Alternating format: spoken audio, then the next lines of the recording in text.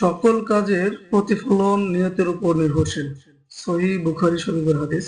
কিছু মানুষ মনে করেন কেবলমাত্র ভালো নিয়ত করলেই সব কাজ বৈধ হয়ে যায়, এমনকি পাপ ও নেকিতে পরিণত হয়। কিন্তু এই ধারণা সম্পূর্ণ ভুল। কোনো অন্যায় কাজ যত ভালো নিয়তেই করা হোক না কেন, তা কখনো বৈধ হতে পারে না।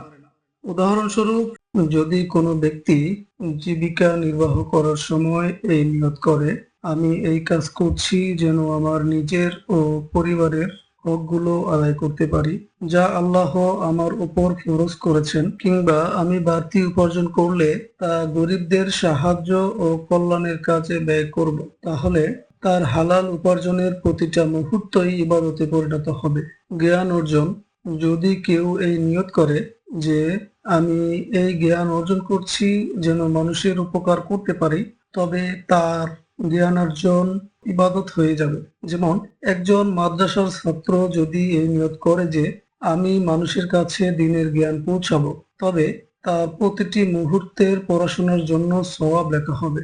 একজন ডাক্তার যদি এই নিয়ত করে যে আমি চিকিৎসা শিখেছি যেন অসুস্থদের সেবা করতে পারি, তাহলে তার শিক্ষাও একটি ইবাদতে পরিণত হবে।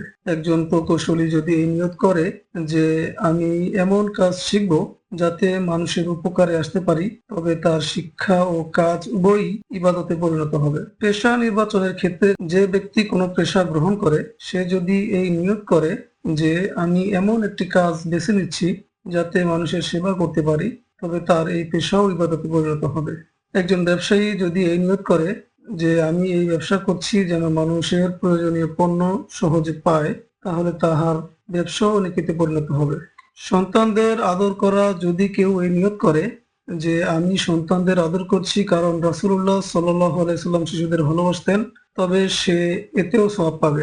দৈনন্দিন সাধারণ কাজ, গাছ লাগানো।